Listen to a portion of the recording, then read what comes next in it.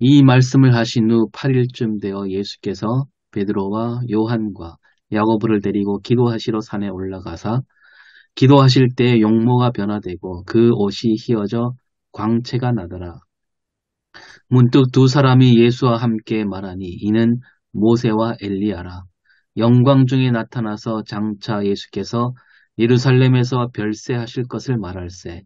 베드로와 및 함께 있는 자들이 깊이 졸다가 온전히 깨어나 예수의 영광과 및 함께 선 두 사람을 보더니 두 사람이 떠날 때에 베드로가 예수께 여짜오되 주여 우리가 여기 있는 것이 좋사오니 우리가 초막 셋을 짓되 하나는 주를 위하여 하나는 모세를 위하여 하나는 엘리야를 위하여 하사이다 하되 자기가 하는 말을 자기도 알지 못하더라.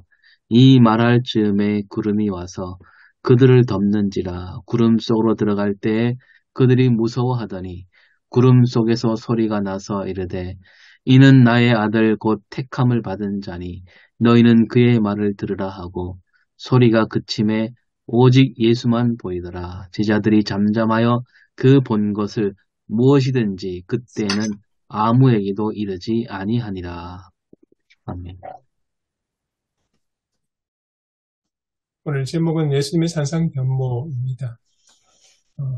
먼저 설교 착상으로서 본문 읽기 두 가지를 이야기하고 있습니다. 하나는 첫 번째는 이제 교회력과 관련된 부분입니다. 오늘 이번 다가오는 주일 주연절 마지막 주일이고 산상변모 주일입니다. 그러니까 이 교회력과 관련해서 그러니까 주연절의 영광, 예수님의 공적인 생애 사역의 시작, 영광스러운 사역의 시작과 이제 그 다음 줄 지나면 이제 사순절 고난 주간이 시작되고 있었고 두 개가 이렇게 겹쳐지는 연결고리 같은 그 위치에 있는 주일입니다. 그리고 본문 역시도 이제 그 예수님의 영광스러운 변모가 나타나지만 동시에 그때 예수님께서 두 사람 엘리야와 모세와 나누었던 이야기는 고난에 관한 이야기거든요. 두 가지가 얽혀 있습니다. 그런 점에서 이제 그 산상변모주의라고 본면절의 위치와 요 내용과 그것을 한번 깊이 좀 생각해 볼 필요가 있다라는 관점이고요. 두 번째는 이제 그 앞뒤 문맥. 오늘 본문은 이제 실제로는 누가복음 9장의 28절부터 36절 말씀이지만 앞뒤 문맥을 살펴보면 좀 더 예수님과 제자들의 그 대비되는 모습이 좀 드러난다는 관점에서 그 본문만 볼 것이 아니라 앞뒤 문맥을 좀 살펴봐 필요하다. 그런 관점입니다. 그리고 두 번째 역사적 문학적 본문 읽기, 본문의 구조 분석. 이제 조금 앞에 방금 말했던 본문이 이제 누가복음 9장 28절 36절인데 앞뒤에 나오는 내용들이 좀 적어봤습니다. 간단히 말씀드린 오병이어 사건, 베드로의 신앙 고백, 첫 번째 순환 예고, 올바른 제자도, 그리고 변화선 사건, 그 다음에 산 아래에서 죽기 사건, 두 번째 순환 예고, 누가 더 큰지에 대한 제자들의 논쟁, 너희를 위하는 사람, 사마리아인들의 거절, 그렇게 됩니다. 그러니까 중심에 놓인 변화산 사건 기준을 봤을 때 앞쪽에 세 번째가 첫 번째 순환 예고이고, 그 다음 뒤쪽에 일곱 번째가 두 번째 순환 예고입니다. 그러니까 변화선 사건 중심으로 해서 앞뒤로 순환 예고가 놓여 있습니다. 그리고 보시면 그 순환 예고 다음에 나오는 것이 그 제자도 이야기입니다. 나를 따라오거든 자기를 부인하고 자기 십자가를 지고 따르라. 그 내용이더라고요. 제자들이 하신 이야기죠. 그리고 변화선 사건 다음에도 제자들의 무능과 실패에 관한 이야기가 나옵니다. 그래서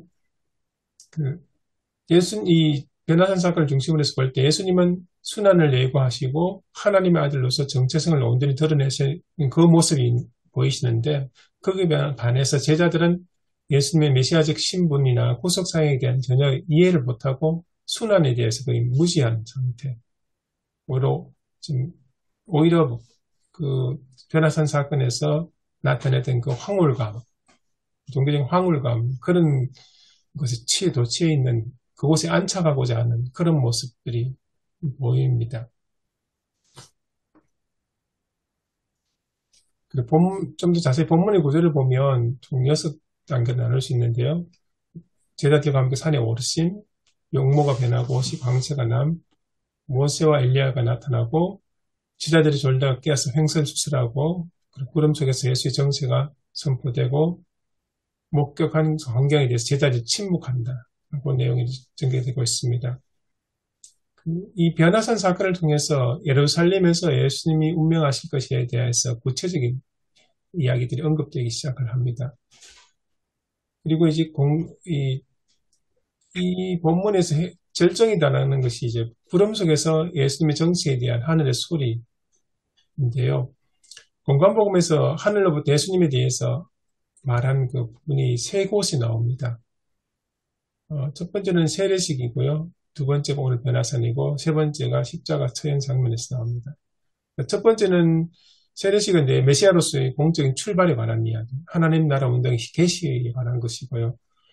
세 번째 십자가 처형은 이제 공적 생애의 마감이고 또 한편으로는 승리의 부활에 대한 예견을 하는 전조로 보입니다.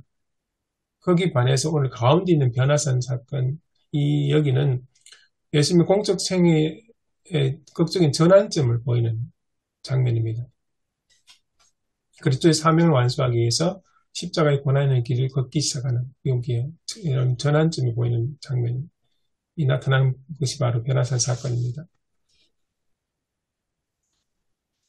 그럼 세 번째 신학적 명상적 본문 읽기 내용을 주석해보면 첫 번째 이제 용모의 변화와 옷의 광채가 두드러지게 나타납니다.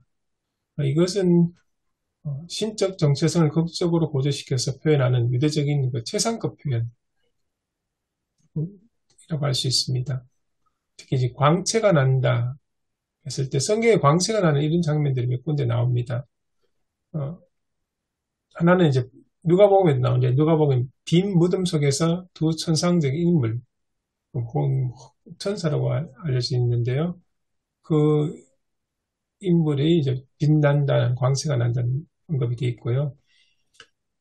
또 하나는 출애굽기 34장에 나오는 모세가 시내산에서 십계명을 들고 내려올 때 얼굴에 빛이 나서 나중에 수건을 가리는 그 장면의 이야기가 나옵니다. 그리고 다니엘서에도 옛적부터 항상 계신 이의 불꽃 같은 하얀 모습에 대한 언급이 나오고요. 그리고 계시록에도 불꽃같이 빛나는 인자의 모습 이야기가 나옵니다. 그리고 제가 또 하나 더 첨가시켰는데 하나는 이제 사도행전 26장에 보면 사도 바울이 다메섹으로 가다가 하늘로부터 해보다 더 밝은 빛을 만나게 되는데 그때 그 예수님의 음성이 들리는 그 장면이 나옵니다. 그거하고도 좀 연관시켜 볼 수 있지 않을까 생각됩니다. 그리고 예수님의 영광, 그 용모가 변하고 옷의 광채 나는 이 모습은 또 한편은 또한 순환과 죽음을 동시에 암시하는 그런 표현이 담겨 있습니다. 이제 용모라는 좀 철자가 틀렸는데 에이도스는 신약성경에서 거룩한 신적 정체성과 관련해서 자주 사용되는 단어라고 합니다. 그 다음에 이제 모세와 엘리야가 같이 등장을 하는데요. 잘 아시는 것처럼 율법과 신제를 대표하고 그리고 등장해서 했던 내용, 대화의 내용이 이제 예수님의 죽음에 대한 이야기입니다. 그리고 본문의 별세라고 번역되어 있는 단어가 나오는데 이게 원래는 엑소더스 번역한 것이라고 합니다. 그러니까 출애굽처럼 길을 떠나는 것 혹은 육신을 떠나 죽음을 맞이하는 것 이 두 가지 의미가 있는데 그래서 두 가지 내용을 잘 종합하면 예수의 십자가의 죽음과 죽음을 이겨 승리하여 죽음에서 해방한 떠남 이런 의미로 해석이 가능합니다. 그 다음에 이제 구름 속에서 들려왔던 너희는 그의 말을 들으라 라는 말씀이 있습니다. 이거는 신명기 70인역 신명기 18장 18절에 19절에 똑같은 말이 나옵니다. 네, 이 신명기에서는 이제 모세가 출애굽한 이스라엘 백성들을 향해서 한 말입니다. 근데 본문은 하늘에서 들려온 소리이고 제자들에게 한 말이죠. 그러니까 새로운 이스라엘이라고 부를 수 있는 제자들이란 말입니다. 그래서 이 부분을 정리하면 이제 예수는 모세나 엘리야와 같은 인물이냐 혹은 그런 인물에 재현하는 것이 아니라 하나님의 아들이요 하나님의 택함 받은 자라는 것을 드러내줍니다. 마지막으로 이제 위기 심판적 회개적 본문 읽기 두 가지를 이야기할 수 있습니다. 첫 번째는 예수님의 변화산 변모 사건 이게 주연절 마지막 주간의 묵상이라는 것. 이제 다음 2주간이 지나면 이제 본격적으로 순환에 대한 고난에 대해서 다루는 사순절 기간이 진행이 된다는 것. 그 부분에 대해서 염두에 두고 이 말씀을 영광과 순환이 함께 드러나는 그 부분을 연결하면 설교에 참 좋지 않을까 생각이 됩니다. 두 번째는 제자들의 반응과 상태입니다. 제자들의 혼란과 혼돈. 비몽사몽간에 베드로가 했던 이야기가 여기 가서 싸우니 초막셋을 짓겠다라고 했던 이야기. 예수님은 이 영광스러운 모습을 근거로 해서 이제 고난을 준비하고 고난의 길로 나아가시는데 제자들은 그 자리에 그대로 머물러 있길 원하는 모습 보입니다. 그래서 이제 그 밑에 나오는 것은 본문에 나오는 그러니까 주석에 나오는 내용을 그대로 인용했습니다. 이 은혜를 체험한 것은 자신을 위하여 누릴 수 있는 권리가 아니라 고난을 감수하고 그 은혜를 주변 사람들에게 나눠줘야 하는 의무가 주어지는 것이다.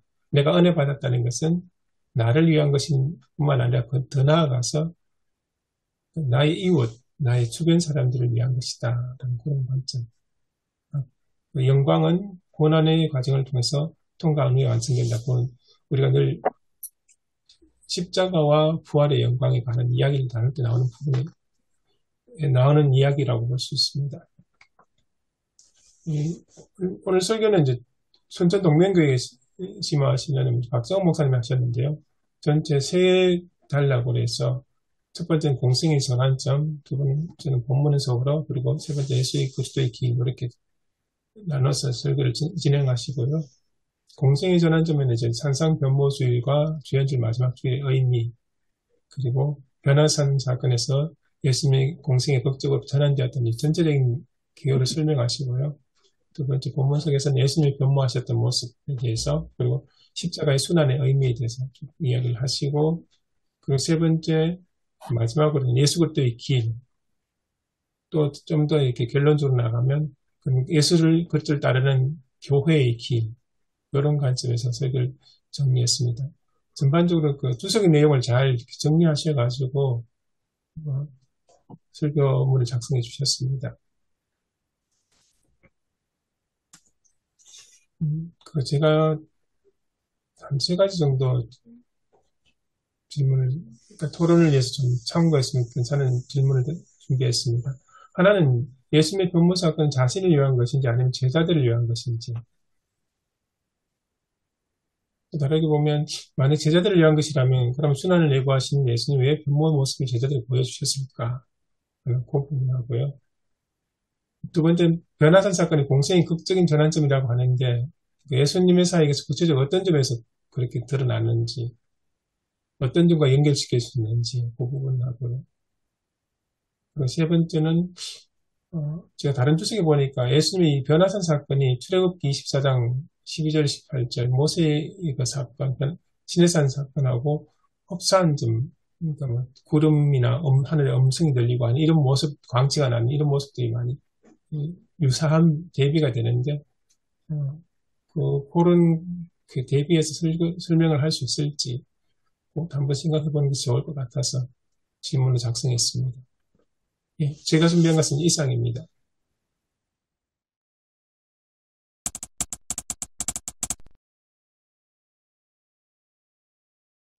제가 생각할 때는 예수님 자신을 위한 면보다는 제자들을 위한 면이 더 크지 않나. 그 변화산 사건을 통해서 이제 딱 두 가지 핵심이 나왔는데 하나는 순환을 당하는 걸 모세와 엘리야가 의논하였다. 그리고 이제 영광의 모습으로 변화된 전체적인 분위기에서 하나님의 아들이심이 뒤에 이제 하늘에서 소리도 들렸지만 하나님의 아들이심이 다시 한번 확인되었다. 그 두 가지를 놓고 보면 예수님 자신을 위해서 그렇게 됐을까? 제가 볼 때는 제자들이 오히려 그것을 보고 예수님을 더 믿고 따르고 또 앞으로 나갈 길을 그들이 알 수 있도록 해주신 사건의 비중이 더 있다. 제 생각에는 그렇게 보입니다. 네, 본문이 지금 8절에 봐도 말씀하신 것처럼 제자들을 데리고 가셨지 않습니까? 산에 올라가실 때. 그래서 이거는 이 제자들에게 최소한 요새 제자들에게 보여주시는. 네, 저도 그렇게 생각합니다. 제자들 굳이 데리고 가신 것은 제자들에게 보여주려고 또 이 세 제자는 그 문제가 있는 제자들이잖아요. 그 앞에 보면 그 베드로가 뭐 주는 그리스도시요 살아계신 하나님의 아들이라고 고백은 했지만 예수님이 십자가에 달린다 그러니까 막 그 아주 강하게 말렸잖아요.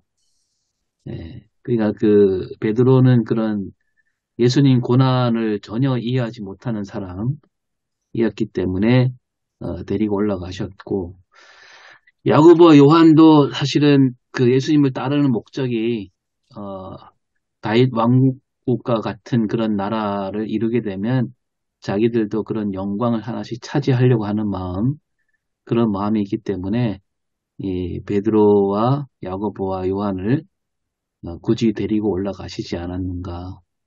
예. 어떤 분들은 뭐 베드로와 요한과 야고보가 제자 중에 가장 엘리트라서 데리고 갔다 그러는데 어, 그거는 좀 아닌 것 같아요. 예수님이 무슨 그런 어, 우열반을 가려갖고 데리고 다닌다. 이거는 예수님과 전혀 맞지 않는 그런 해석인 것 같아요. 근데 그렇게 설교하신 분들이 꽤 많은 것 같아요. 예수님 제자가 되더라도 베드로와 요한과 야고보처럼 가장 앞에서 따르는 수제자 이렇게 해야 된다. 그거는 아닌 것 같아요. 오늘 말씀만 보더라도 네, 그런 것 같아요. 예, 맞습니다. 오늘 본문에도 뭐 자기들이 하는 이야기가 자기들이 무슨 소리를 하는지도 모르는 네, 예, 목록은. 저는 강성희 목사님의 그 제자들을 위한 것이라고 하는 것, 오 목사님 좀 거기에 동의하지만, 동의하면서도, 그러나 이제 예수님도 예수님 자신을 위하신 것이다. 예수님은 결국 이제 우리 그 성경대로 오셨다가, 성경대로 죽으셨다가, 성경도 다시 사는 것이 예수님이 이제 결국은 하실 일이잖아요. 그러니까 이제 이를 위해서 이를 위해서는 또한 이런 사실을 이제 앞으로 계속 전파하고 증가하기 위해서는 제자들이 필요한데, 제자들이 이제 이런 제자들도 이 구원 사역을 완성시키는 그런 사람들이라 본다면, 결국은 제자들이 예수님의 죽으심과 이 모든 것들을 순환을 잘 받아들일 때에 예수님 사역이 좀 완성되어 간다라고 본다면, 이제 제자들을 위한 것이기도 하지만 실제로는 예수님이 하실 일을 위한 것이다라고 이렇게 생각할 수도 있지 않겠나 그렇게 생각합니다. 예, 저도 우리 그 두 가지 관점에 대해서 저도 전 동의합니다. 왜냐면은 예수님이 먼저는 제자들을 위해서 간 것이다. 우리 목사님들 잘 짚어주셨고, 그리고 또 여기 보니까 예수님이 또 기도하러 가셨다. 그것만 보더라도 예수님이 또 자기 자신 순환과 영광 또 보여줌을 통해서 좀 메시지가 있기 때문에 세 분 목사님들의 그 생각이 굉장히 전 공감이 갑니다.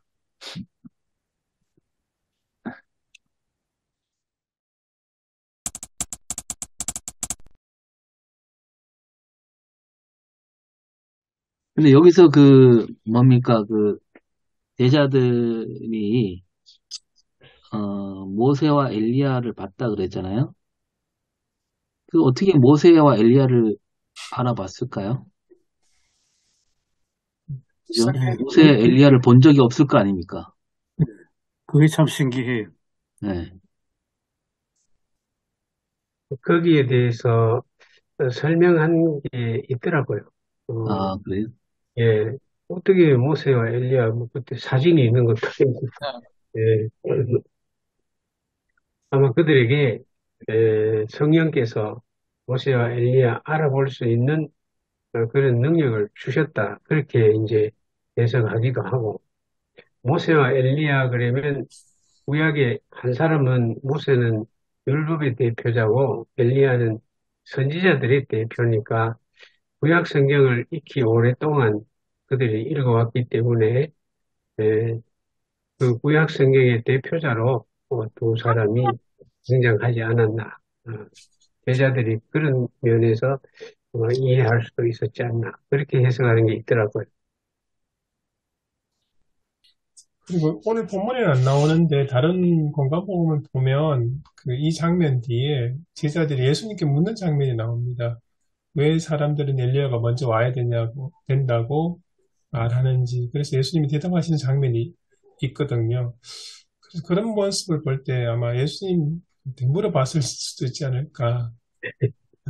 뭐 예수님과 함께 이야기하는 그 사람 누구냐고 그냥 상상으로 생각하기에는 그런 그랬었지 않을까. 아니면 뭐 예수님이 소개했을지도 모르죠. 우리가 어떤 일 중요한 사건을 이제 얘기하면 인사하고 이런 것들은 기록하지 않잖아요. 어떤 행사 그렇죠. 가운데 중요한 것만 기록하지 뭐 네, 누가 해서 누가 인사했어 누가 소개했습니다 뭐 인사 이런 걸 기록하지 않거든요. 이렇게 예수님이 예, 모세 그것도 엘리야를 가능하겠습니다. 선택했을 예, 때 예, 그렇게 할 수 있겠죠. 예, 예. 그러니까 너무나도 이게 성경 보면 짧은 건 거지만 뭐 그 부수적인 것들은 기록하지 않았으니까. 근데 오늘 보면 이제 막 깊이 졸다가 졸고 있었잖아요. 이몽사몽간에 봤는데, 아, 그건 그렇고. 그리고 왜 엘리야냐, 굳이. 아직 엘리야가 과연 모든 선지자의 대표인가. 그런, 왜 하필 엘리야일까. 그런 생각도 해봅니다. 뭐, 이사야나 예레미야가 더 어울리지 않을까라는 생각이 들고. 음,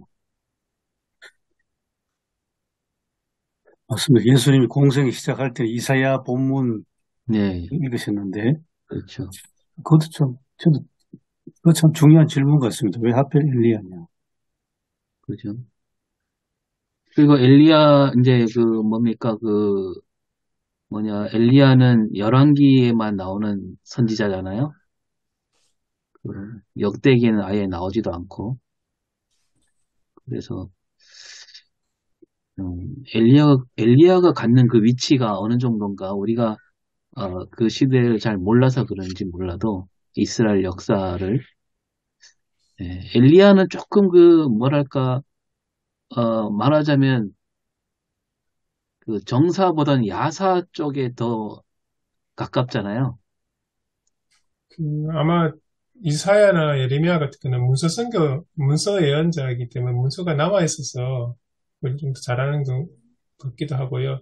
그리고 제가 보기엔 사무엘 상하, 열왕기 상하에서 특히 이제 열왕기 상하에 보면 많은 왕도 나오고 선지자가 나오는데 그 중심에 보면 엘리야가 놓여 있거든요. 가장 분량도 많고 그 책의 가장 중심에 놓여 있더라고요. 그래서 어떤 분은 열왕기의 그 내용의 주인공은 엘리야라는 이야기를 하신 분도 있더라고요. 그리고 아마 세례요한과 관련돼서 그 부분도 있을 것 같기도 하고요. 엘리야의 또 다른 면은 그가 죽지 않고 하늘에 올라갔지 않습니까? 가장 그 능력을 많이 행하고 또 그 바알을 믿는 사람들을 그렇게 많이 처단하고 아마 이런 면에서 보면 엘리야만큼 참 어, 독특하고 뛰어난 선지자가 없다 그런 생각이 되네요. 제가 찾아봤습니다. 말라기 4장 4절에 말라기는 결국은 예언서의 마지막이잖아요. 그런데 이제 거기 보면 말라기 4장 5절에 보면 마지막 장 위에 있는 5절을 보면 내가 선지자 엘리야를 너에게 보내리니 이렇게 말씀했거든요. 그래서 이스라엘 백성들은 엘리야를 기다리고 있었다는 거죠. 그러니까 세례요한 보고도 엘리야가 아닌가. 예수님 보고도 엘리야라고 하는 사람이 있었거든요. 그래서 이 말씀에 근거해서 그들이 엘리야를 기다렸지 않겠나 그렇게 봅니다.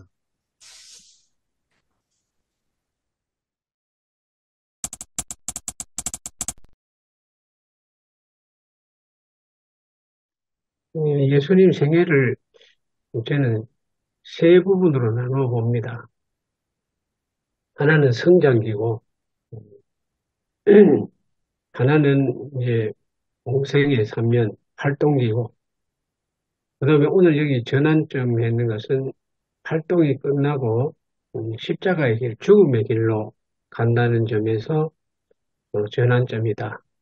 그리고 또 다른 면으로 얘기한다면 성장기에는 부모에 의해서 사실상은 그 삶이 인도되는 삶이고 그 다음에 활동기는 예수님 자신이 하나님의 뜻을 따라서 성령의 역사와 함께 활동하신 시기고 오늘 전환점에서 십자가를 지고 죽음의 길로 가는 것은 어, 인간들이 오히려 예수님을 죽음의 길로 몰아넣고 예수님은 반대로 수동적으로 당하시기만 한 길이 아니냐. 예, 뭐 재판을 해도 아무 변명도 안 하시고 이게 동족한테 배신당해도 그들한테도 아무 욕도 안 하시고 오히려 마지막에 용서해달라고 기도하시고 완전히 예수님은 자유주도적으로 하시는 게 아니고 수동적으로 당하신 그런 과정이 마지막 과정이다. 그렇게 볼 때 능동적인 삶에서 수동적인 삶으로 활동에서 죽음으로 바뀌어지는 시점이 바로 이 시점이 아닌가 그렇게 저는 봅니다. 예수님의 어떤 개인적인 어떤 사역의 전환점 되지만 제자들에게도 전환점이 된다고 볼 수 있거든요. 그러니까 이제 우리가 예를 들면은 뭐 어떤 취임식을 한다 그러면 그 사람이 어떤 취임식을 하게 되면 뭐 대통령이나 아니면 공적 사람 취임이 되면 그 사람을 위한 것이 되지만 그 사람이 취임함을 통해서 그 사람에게 속했던 모든 소속 단체 모든 사람들이 바뀌어진 일이 나지 않습니까? 전환이 일어나잖아요. 그러니까 이전에 어떤 대표자라든지 이전에 어떤 사람들의 있는 게 아니라 새로운 시대에 적응해야 되니까. 그러니까 예수님도 전환의 시기지만 제자들 위한 또한 전환의 어떤 시기다. 이렇게 볼 수도 있겠다 봅니다. 이제 그 앞에 보면 이제 5천 명을 먹인 사건이 있잖아요. 그래서 사실 이제 그 5천 명을 먹인 다음에 그 다음에 또 이제 베드로가 고백하는 장면이 나오고 그런 걸 봤을 때 사실 5천 명을 먹인 사건을 계기로 해서 예수님이 이제 그 시대의 그 사회에 이제 어쩌면 그 주요 인사가 되는 그런 사건이 아닌가. 그렇게 많은 사람들에게 알려진 사건. 그렇다면 이제 제자들 생각은 이 일을 계기로 이제 예수님이 많은 사람에게 지지를 얻고 그 이제 다윗 왕국과 같은 그런 나라를 일으킬 어떤 계기로 받지 않았을까라는 생각이 들고요. 그러나 예수님은 이제 그 일 이후에 바로 말씀하시기를 이제 예루살렘에 가서 고난 받는다 얘기를 하시잖아요. 그러니까 예수님이 그 보통 사람들이 생각하는 그런 그 방향으로 이 메시아로 오신 게 아니라는 것을 보여주는 그런 그 사건으로서 이 변화산 이야기가 들어있지 않은가. 그러니까 그 어떤 그 영광만을 바라는 그런 메시아가 아니라 이제 별세하실 것을 말한다고 나오잖아요. 그러니까 고난과 영광이 한 짝을 이룰 수밖에 없는 그런 메시아다라는 것을 보여주는 사건이라는 측면에서 어떤 계기가 되는, 전환점이 되는 그런 일이 아닌가 생각이 드네요. 예. 네. 저도 오 목사님과 비슷한 이야기를 책에서 매츠그인가요? 그 신약 성서개론인가 책에 예수님의 생애에 대해서 그 비슷한 이야기가 들어있었습니다. 그러니까 초기에 가버나움 중심의 사역일 때 가르치고 병든 자를 치유하시면서 수많은 군중이 따라다녔다는 그런 초기 사역하고 그 매츠그 이야기는 이제 베나산 이야기라기보다는 오병이어 이야기를 합니다.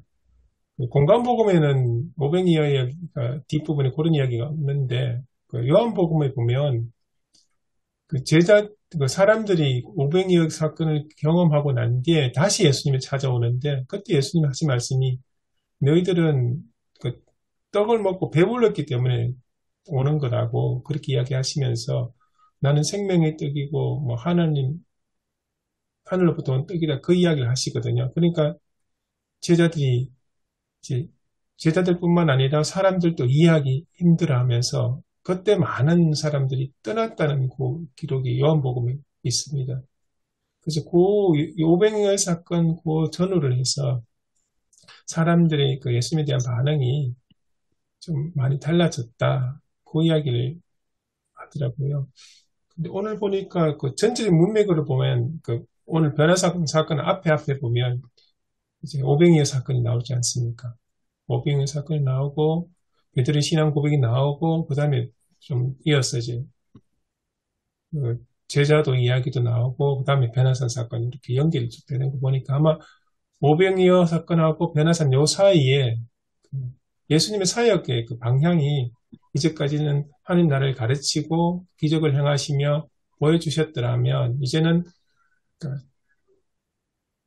십자가의 죽음, 구속사의 중심으로 바뀌지 않았을까 그런 생각이 듭니다.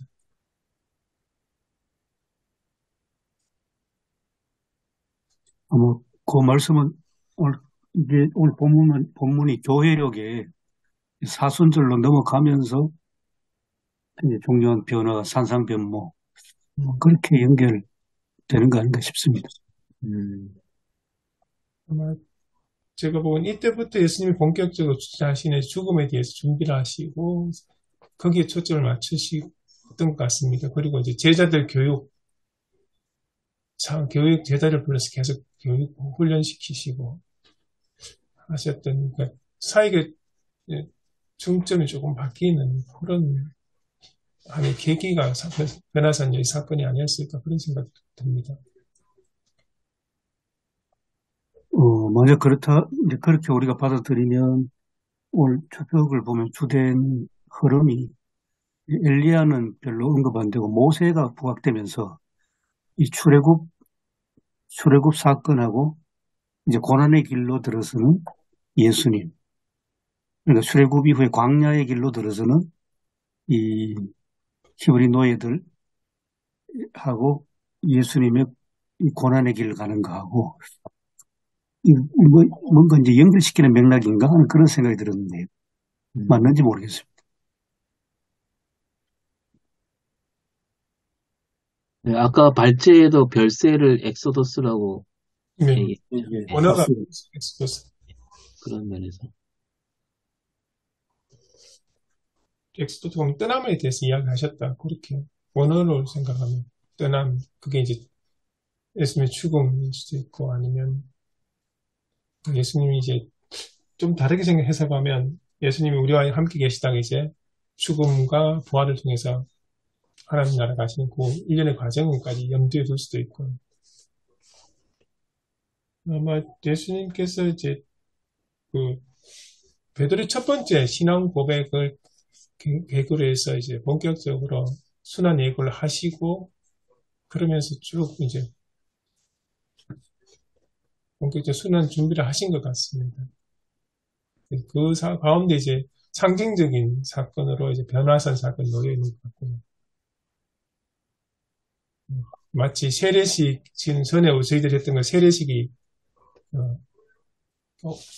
무대 오프닝처럼 공적 사역에 대한 오프닝의 개념이라면 이 변화사는 이제 또 다른 사역을 향해서 나가는 하나의 상징적인 포스 같은 거기다 붙여본다면, 변화산에 올라가셔서, 모세와 엘리야와 함께 돌아가실 것을 의논했다 그랬잖아요. 그렇다면은, 예수님의 죽음은 사실상, 하나님께로부터 주도되어서 내려오는 것이 아니냐. 땅에서도 물론 뭐, 예수님이 죽음의 길을 아버지 뜻을 따라서 갔지만은, 그 주도는 하나님께로부터 시작됐다. 하늘에서부터 시작됐다. 그런 면이 부각되는 것 같습니다. 예. 전체 구속사, 하나님의 구원 역사를 지금 선포하십니다.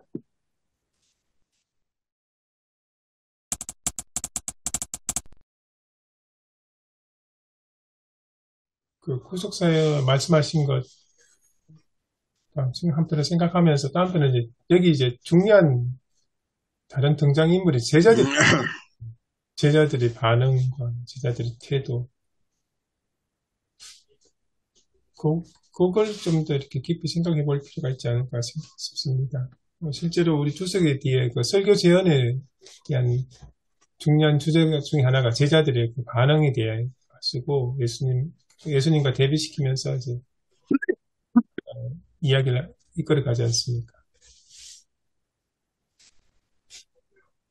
제자들 반응에 우선 베드로부터 보면 토막 새 찍고 여기 삽시다. 그 뒤에 뭐 자기가 하는 일, 자기도 뭔 말 하는지 몰랐다. 이런 과정을 통해서 현장에서는 제자들이 그 사건을 참 엄격결에 또 두렵기도 하고 또 하늘에서 뭐 소리까지 들리고 이러니까 아마 제대로 판단하지 못했지 않았나.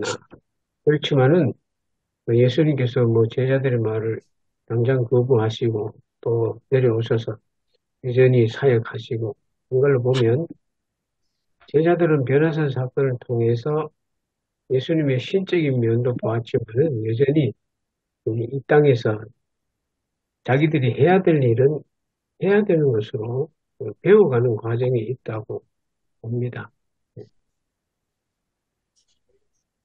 제자들이 뭐 여기 대해서 뭐 아무것도 묻지도 않잖아요. 뭐 비유를 말씀하실 때는 또 묻고 그랬는데 설명해달라 그랬는데 이런 일에 대해서는 전혀 묻지도 않고 그래서 그런 거 봤을 때 뭐 알아야 물을 거 아닙니까? 그래서 이런 경험 속에서도 제자들이 봤지만 여기도 이제 알지 못하더라 그런 말이 나오지만 이 변화산에 올라가서 있었던 일들에 대해서는 이게 도대체 무슨 일인지 전혀 알지도 못하고 깨닫지도 못하고 그래서 이제 누가복음은 이제 제자들이 나가서 아무 말도 안 했더라 이렇게 말하고 있는데 이거 뭐 아무것도 모르니까 봤지만 여전히 오리무중에 있는 제자들이 아닌가 이런 생각도 듭니다. 어떻게 보면 그 영광의 주님에 대해 너무 도취되어 있지 않았나 그런 생각도 듭니다. 베드로의 신앙 고백도 그런 차원에서 이해가 되고요. 주는 그리스도 살아계신 하나님이다라는 신앙 고백도 그 영광의 주님, 하나님의 아들이신 주님, 그 부분은 굉장히 강조가 되지 않습니까? 그 주, 우리를 위해 고난 당하신다는 그 부분은 그렇게 많이 담겨 있지 않은 것 같아요. 오늘 베나산 사건은 분명히 예수님이 영광스러운 모습 속에서 나누셨던 대화가 고난이고 순환이 되는 것이 않습니까? 그게 많이 좀 차이 나는 것 같아요. 전에 그 한때 부흥회하고 만회할 때 보면 그 부흥회 가서 산성기도 가서 그 분위기 좋고 은혜 받은 그 상황에서 좋으니까 그냥 집으로 돌아가기 싫다, 내려가기 싫다는 분들 종종 들었거든요. 그 모습 굉장히 닮은 것 같아요. 오늘 사건은 그 사순절을 이제 기간 앞두고 그 예수님의 영광인데 사실은 이 고난의 전주곡이라고 저는 생각을 해요. 그래서 보통 이제 우리가 믿음을 말할 때 뭐 바라는 것들의 실상이고 보이지 않는 것들의 증거라 그러는데 사실 오늘은 보여주셨는데도 제자들은 그걸 알지 못하는 그런 상황이어서 이제 예수님의 고난을 앞두고 제자들의 그 예수님의 고난의 의미가 무엇인지를 보여주는 본질적인 사건이었는데 그걸 잘 알지를 못했다는 것이 좀 뭐 그때나 지금이나 우리도 마찬가지고 쉽지 않구나 그런 생각이 들었습니다. 그러니까 그런 면에서 보면 그 베드로의 고백이 우리가 이제 어, 신앙 고백이라고 이제 이름 붙이고 있는데 그 베드로의 신앙이라는 게 과연 오늘 우리가 가져야 할 그런 태도로서의 신앙 고백은 아니지 않을까. 마태복음에서는 예수님이 그 베드로가 얘기했을 때 크게 칭찬하시고 그런 말씀이 나오지만 또 이 마가와 누가에서는 예수님이 칭찬을 안 하잖아요. 전혀 칭찬이 없는데, 그래서 과연 마태복음보다는 마가와 누가복음이 더 제대로 이렇게 그 보도하고 있지 않는가라는 생각이 드는데요. 그런 측면에서 보면 베드로가 그리스도라고 고백했을 때 그 그리스도라는 말이 오늘 우리가 얘기하는 나의 구세주 그리스도의 의미로서의 그리스도가 아닐 가능성이 많잖아요. 그러니까 베드로가 예수님이 고난 받는다 그랬을 때 아주 싫어하면서 말렸잖아요. 그러니까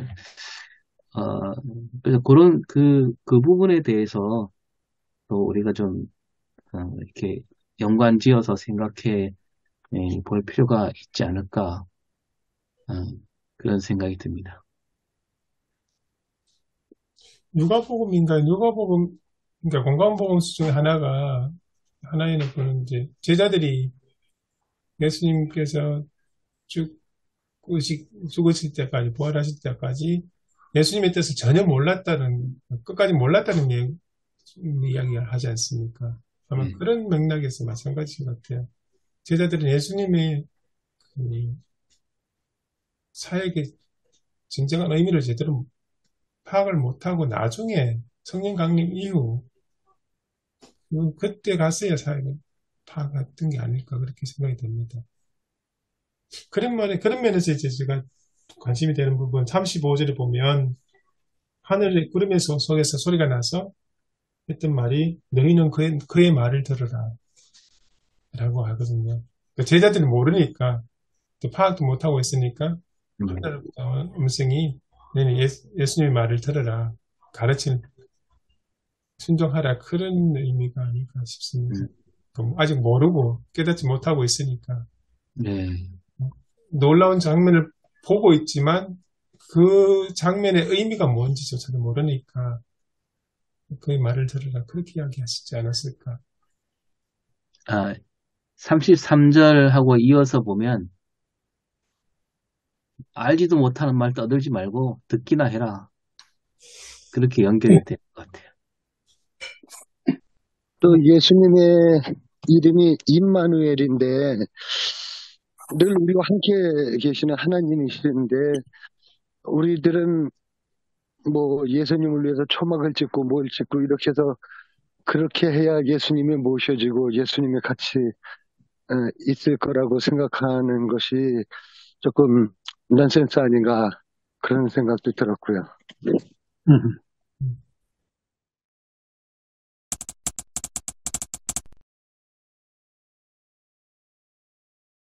오늘 말씀으로 설교를 쓰려고 생각하면 말씀이 어려운 게는 없는데 쓰려고 생각하면 사실상 어디에다 포인트를 둬야 될까 그 점이 상당히 난해합니다. 그래서 절기하고 연관시켜 본다면 결국은 예수님의 죽음, 고난의 길을 드러내야 하지 않냐. 그 뒤에 십자가의 영광, 십자가를 진 다음에 부활의 영광이 주어진다 하는 거기에 초점을 둬야 되지 않나. 저는 그렇게 봅니다. 네. 강 목사님 말씀하신 대로 사순절 앞두고 이제 그거에 아주 의미가 큰 거 맞고요. 또 하나는 주연절도 마지막 주일인데 주현의 또 가장 어떤 클라이막스가 되는 그런 사건이거든요. 세례요한에게 나타나셨던 세례요한 통해서 나타나셨던 예수님을 주연절의 시작으로 해서 지금 마지막 산상변모 사건으로 제자들에게 그 하나님의 아들이신 것을 보여주시는 또 다른 또 하나의 주연 사건이기 때문에 그 주연에 대한 의미를 마지막으로 한 번 더 부각시킬 수 있는 좋은 기회가 아닌가 그렇게 생각이 듭니다. 그렇죠. 주연절과 사순절을 이어주는 그런 절기를 본다면은 저는 그 설교 제목이랄까요? 주제 그 35절에 보니까 너희는 그의 말을 들어라. 이 말씀을 가지고 한번 주제 포인트를 잡을까. 그러면서 세 가지 관점으로 즉 예수님의 경험, 그다음에 제자들의 경험, 또 오늘 우리 성도들의 경험. 그 예수님의 그 경험은 이제 다루기 위해서는 예수님은 인류의 구속사를 위해서 본인이 준비하셨고, 그런데 제자들은 그 예수님 그들을 파악하지 못해서 주님 여기와 줬사오니 오히려 산 위에 머물고자 하는 그런 부분들을 예수님이 또 알려드리려고 산에 가셨고, 그럼 오늘 우리 또한 우리의 경험도 우리는 교회 안에 머물고 하나님 여기에 줬사오니 우리끼리 은혜 받고 할렐루야 그런 부분들 해가지고 우리가 예수님의 순환과 고난을 연결시키면은 좀 메시지를 준비해야 되지 않나 그렇게 생각이 되어집니다. 저도 유 목사님하고 같은 건데, 저도 그 말씀, 너희는 그의 말을 들어라 하는 말씀, 그것이 설교 제목으로 하면 좋겠다 생각이 됐고요. 그 다음에 이제 이번 주의 말씀과 연결을 시켜보면, 결국은 이제 부활하신 예수를 따라가는 건데, 따라가게 되면, 결국 이제 고난이 온다는 거죠. 그래서, 결국은 제자들은 고난을 이제 생각하지도 않은 상태인데, 그래서 우리 고난을 이해하지도 못하는 거죠, 제자들은. 그래서 오늘 유 목사님 말처럼 또 이제 우리가 이제 그 누가 글 썼더라고요. 골방 기독교, 광장 기독교. 누가 오마이뉴스인가 어디 누가 그런 제목을 쓴 것 같아요. 페이스북에 봤는지. 그래서 우리는 골방 기독교에 머물러 있다. 지금 광장 기독교에 나와야 될 때다. 그렇게 해서 이 대원 참사와 이제 더불어서 뭐 얘기를 쓴 것 같아요. 자세히 읽어보지 않았지만. 그래서 오늘 우리가 어떻게 해야 될 건가? 중요한 것은 오늘 그리스도인이 어떻게 이제 해야 될 건가? 다 우리가 싫어하지 않습니까? 뭐, 고난을 받는다든지, 뭐, 여러 가지 어떤 어려움을 당한다든지 다 싫어하는데, 우리가 주님을 따르는 게 어떤 길인가라고 하는 거를 다시 생각해 볼 수 있는 어떤 말씀이지 않겠나, 그렇게 생각합니다. 음, 저도 비슷한데요. 저는 이제 제자들이 생각하는 메시아, 그리스도, 음, 사실 영광만 바라보는 거잖아요. 근데 그게, 이제 또 거슬러 올라가면 예수님이 광야에서 시험 받으실 때도, 그 마귀가 그 영광을 준다 그러잖아요. 어, 그런 거. 그런 거 연관이 되어지고, 이제 이제 마태복음에서는 베드로가 예수님 그 고난 길로 가지 말라고 했을 때 예수님이 말씀하시기를 사탄이라 그러거든요. 그러니까 그런 사람들이 생각하는 그 영광, 그런 권세 이런 것들은 사실 어떤 하나의 어떤 그 사탄의 유혹이 아닌가. 근데 예수님이 그 산에 올라가셔갖고 영광만 있는 길이 아니라 예루살렘에 가서 고난 받는 거라는 것을 어, 일깨워주는 그런 사건이 변화산이고 이걸 계기로 예수님이 이제 제자들에게 어, 진짜 메시아가 어떤 분인가를 알려주려고 하셨다. 물론 그 뒤에도 제자들은 깨닫지는 못했죠. 나중에 이제 깨닫게 되겠지만 그래서 오늘 우리도 어, 그 메시지를 잘 새겨 들어야 되지 않을까 이런 식으로 말씀을 전해야 되지 않을까 생각이 듭니다. 계속 들으면서 아까 목사님들이 하셨던 얘기 중에 그 구름 속, 그다음에 그 영광의 길. 그래서 이걸 좀 합쳐서 구름 속 영광의 길로 지금 제목을 정할까 지금 생각하고 있고요. 그래서 분명히 그 이 영광의 길은 고난의 길이고 광야의 길이잖아요. 주님이 가셨던 그 길을. 근데 구름 속에서 저희들이 잘 알지 못해서 다르게 생각하기도 하고, 그래서 우리가 우리대로 해석을 해서 그 지금 전혀 다르게 이야기하는 그 제자들의 모습을 통해서 고난의 길이고 광야의 길이지 않을까. 저희는 또 이제 집사님이 돌아가신 그 다음 첫째 주일이어서 저는 이제 그 집사님의 삶에 관해서 조금 좀 다룰까 하거든요.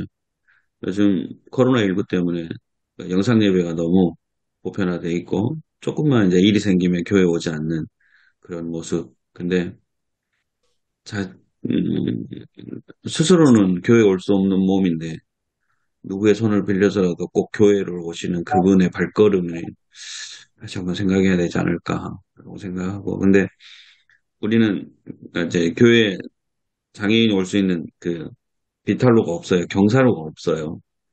그래서 제가 와서 3년 동안 그 경사로를 만들려고 이것저것 방법을 했지만 교회가 음, 좁다 보니까 이게 쉽지 않았거든요. 근데 돈을 조금만 더 썼으면 그건 너무나 쉽게 해결될 일이었는데 그것을 못했던 그 모습들이 좀 안타까운 거 아닌가. 근데 이게 우리 모든 교회의 현실의 모습 아닌가라는 생각도 하고, 그래서 하나님이 원하시고 하나님이 가셨던 그 영광의 길은 뭔가를 다시 한번 한 주간 묵상하면서 설교를 준비해야 될 것 같습니다. 거기에 덧붙여서 이제 예수 그 당시에는 뭐 그냥 고난을 생각하니까 고난만 생각하게 되니까 베드로가 강력하게 진짜 완강하게 그 제지하잖아요. 심지어는. 그런데 그게 아니고 나중에는 이제 예수님이 부활의 영광을 받고 난 다음에 그 다음에 제자들이 단지 우리가 고생하고 고생하고 어떻게 싫다 뭐 이것이 아니라 기쁨으로 예수님이 어떤 분인지 알았기 때문에 오히려 그걸 영광으로 생각하며 따라갔다는 거죠. 그래서 오늘도 우리도 예수 그리스도가 누구신지를 더 깊이 아는 게 필요하다. 제가 이제 이 말씀 생각하면서 생각났던 게 있듯이 우리 전래 동화 가운데 두꺼비 신랑이라고 하는 전래 동화가 있거든요. 이제 옥황상제 아들이 뭐 진짜 잘못 저질러가 땅에 와서 했는데 두꺼비 신랑이 이제 와서 이제 그 뭐 그런 얘기 앞에 다 있지만 한번 읽어보시면 찾아보시면 나오거든요. 그런데 두꺼비 신랑이 어떻게 이제 그 동네에 이제 그 아주 뭐 진상가 뭐 누구 집에 아주 진짜 정말 예쁘고 귀한 딸과 셋째 딸을 결혼하는데 셋째 이제 왜냐면 두꺼비하고 만일 결혼하자면 큰 화가 있었다 생각해가지고 할 수 없이 결혼하게 되거든요. 근데 이제 첫날 밤에 두꺼비가 자기 한번 여기 가위로 뭐 한번 위를 등을 가죽을 한번 이렇게 갈라봐라 그랬더니 거기에 정말 잘생긴 그런 나오는 거예요. 그래가지고 그러니까 또 다음날 아침에 다시 두꺼비가 또 그걸 또 도도를 입었습니다. 그런 사람들이 두꺼비 신랑 근데 그 당시 그 셋째 딸의 표정이 활짝 편 거죠. 첫날 그 두꺼비 그 첫날 밤은 안 그랬는데 활짝 피었는데 왜냐하면 그 실체를 알았기 때문에 그래서 주위가 수근수근 절대로 얘기하지 말라고 수근수근거리고 두꺼비하고 했는데 왜 이렇게 좋아하냐고 그렇게 얘기했다는 거예요. 그리고 우리가 예수님의 실체를 올바르게 알게 되면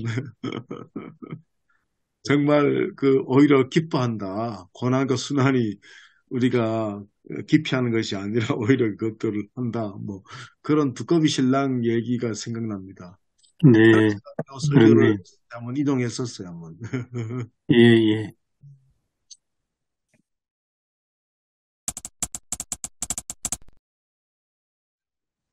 은혜가 많으신 하나님 아버지, 감사드립니다. 이 월요일 아침 함께 하나님의 귀한 말씀을 생각하며 서로의 이해를 나누었습니다. 주님 이 말씀 가지고 또 한 주 동안 깊이 묵상하며 설교를 준비합니다. 성령 하나님께서 도와주시어서 말씀을 바르게 전할 수 있도록 이끌어 주시옵소서.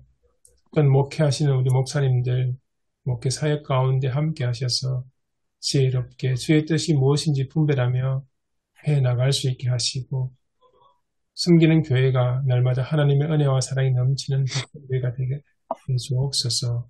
예수님 이름으로 기도합니다. 아멘. 아멘. 예, 수고하셨습니다. 수고하셨습니다. 수고하셨습니다. 감사합니다.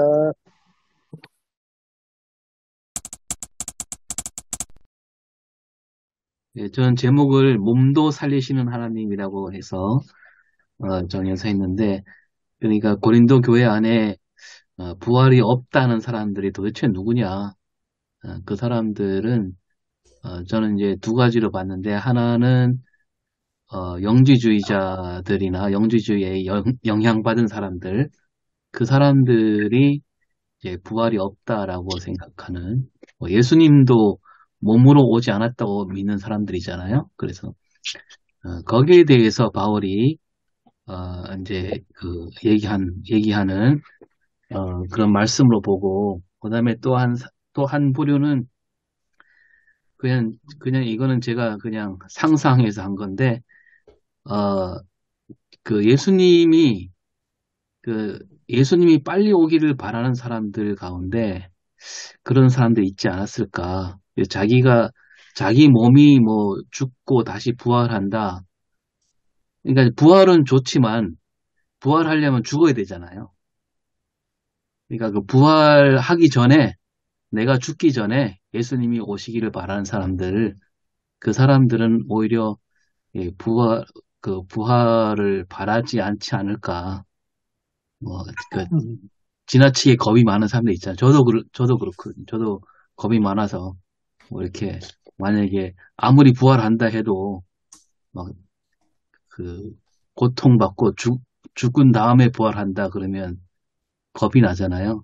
그래서, 그 두 가지를 갖고 이렇게 풀었는데, 예, 뭐, 잘 전했습니다. 예.